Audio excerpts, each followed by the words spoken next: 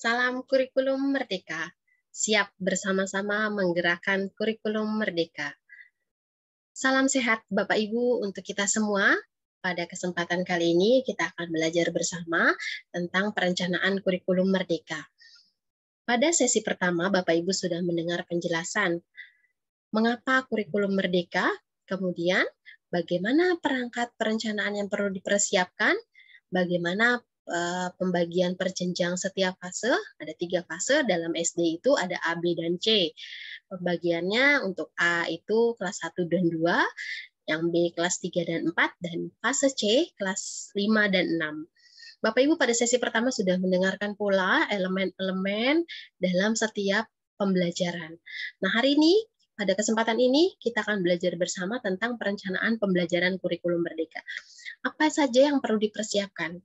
Apa yang menjadi tujuan utama dari kurikulum merdeka ini? Ya, tujuan dari kurikulum merdeka yaitu kita mengharapkan agar peserta didik memiliki karakter pada profil pelajar Pancasila. Apa saja yang menjadi profil pelajar Pancasila poinnya? Yang pertama, apa? Beriman dan bertakwa kepada Tuhan Yang Maha Esa, bergotong royong dan bergotong royong, berkebinekaan global, mandiri, kreatif, dan bernalar kritis. Ada 6 ya, kita ulangin bersama-sama. Profil pelajar Pancasila, beriman dan bertakwa kepada Tuhan Yang Maha Esa, berkebinekaan global, bergotong royong, mandiri, kreatif, dan bernalar kritis. Itu merupakan profil pelajar Pancasila. Semoga Bapak Ibu selalu ingat. Kemudian, apa saja yang Bapak Ibu perlu persiapkan? CP. Dari CP, apa itu CP? Capaian pembelajaran. Kemudian kita menganalisis CP menjadikan TP, menjadikan tujuan pembelajaran. Dari tujuan pembelajaran akan dikelompokkan menjadi alur tujuan pembelajaran. Kemudian akan diolah kembali menjadi MP, PPP, MA, dan BS. Apa itu MP, PPP, MA, dan BS? Ya, dan dalamnya nanti kita akan jelaskan. Nah, Bapak Ibu, supaya lebih memahami poin-poin dalam profil pelajar Pancasila, kita bisa bernyanyi bersama. Kita bisa bernyanyi bersama, ikut menyesuaikan lagu Naik Becak. Ya, pelajar Pancasila beriman, siap ya, sama-sama. 1, 2, 3. Pelajar Pancasila beriman dan bertakwa pada Tuhan Yang Esa dan berakhlak mulia, berkebinekaan global, gotong royong mandiri, kreatif, dan bernalar kritis. Ya, seperti itu. Nanti Bapak Ibu bisa lakukan lagi di rumah. Berikutnya, bagaimana cara menyusun tujuan pembelajaran?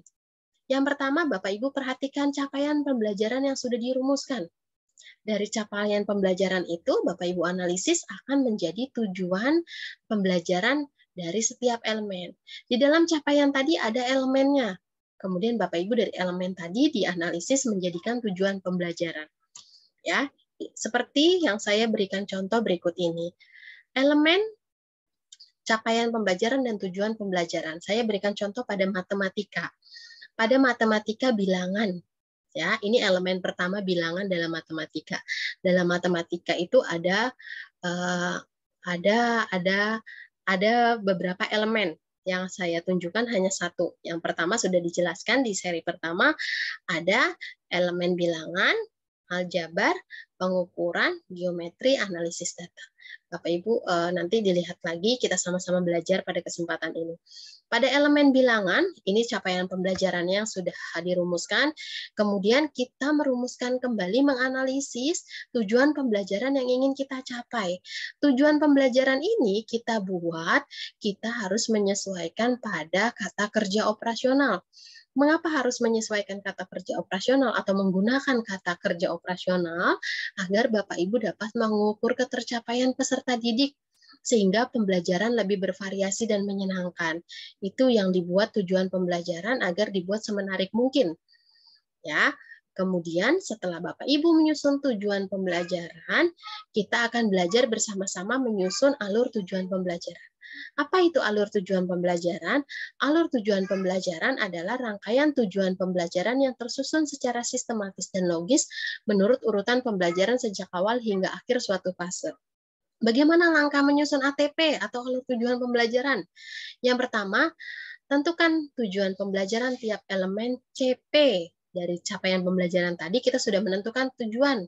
Ya, yang tadi sebelumnya sudah saya jelaskan, Bapak Ibu menentukan tujuan pembelajaran dari tiap elemen dalam capaian pembelajaran. Kemudian setelah Bapak Ibu menentukan tujuan, jangan lupa kata kerja operasionalnya yang tadi saya katakan. Setelah Bapak Ibu menentukan tujuan, jangan materinya disesuaikan dengan tujuan pembelajaran yang sudah kita rancang. Setelah Bapak Ibu menentukan materi, tidak lupa mengelompokkan kelas. Bapak Ibu mengelompokkan kelas sesuai dengan fasenya. Jika itu menjadi fase A, ya berarti disesuaikan atau dikelompokkan apakah itu di kelas 1 ataukah itu di kelas 2. Jika menjadi fase B, dikelompokkan apakah itu fase kelas 3 atau kelas 4. Setelah Bapak Ibu mengelompokkan TP, tujuan pembelajaran tadi di dalam kelasnya masing-masing, kemudian Bapak Ibu menentukan jam pelajaran alokasi waktu dalam setiap TP. Alokasi waktu yang sudah ditentukan per tahun disesuaikan dengan tujuan pembelajaran yang sudah Bapak Ibu buat. Diatur waktunya agar segala tujuan pembelajaran sudah Bapak Ibu buat dapat terlaksana dengan baik dan lancar tentunya. Harapannya apa yang sudah dibuat dari tujuan tadi dapat terlaksana dengan baik. Berikutnya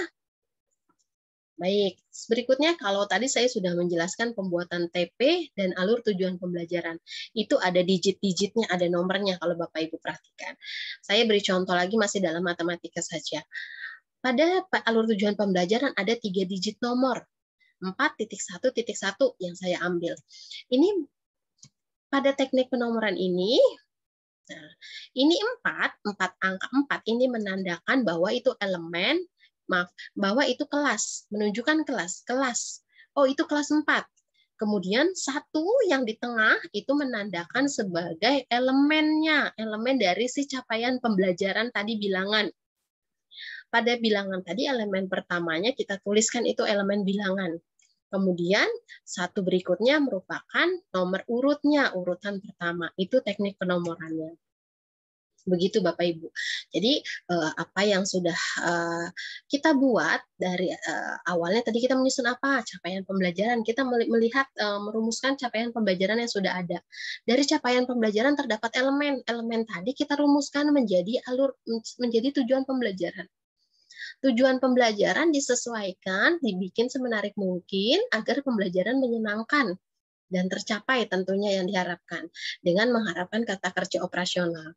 Dari kata kerja operasional nanti Bapak Ibu bisa mengukur dan membuat pelajaran lebih bervariasi. Kemudian Bapak Ibu menentukan materi dan dikelompokkan, yang sudah dikelompokkan menentukan materi dan menyesuaikan alokasi waktu yang akan digunakan dalam tujuan pembelajaran tadi. Harapannya semua dapat terlaksana dengan baik. Begitu Bapak Ibu penjelasan dari saya. Semoga apa yang sudah saya sampaikan pada hari ini dapat bermanfaat. Ya, kita sama-sama belajar, sama-sama bergerak agar dapat mewujudkan kurikulum merdeka. Learning today, sukses tomorrow. Belajar hari ini, sukses hari esok. Siap sama-sama bergerak mensukseskan kurikulum Merdeka Belajar. Sampai jumpa. Sehat semuanya. Terima kasih.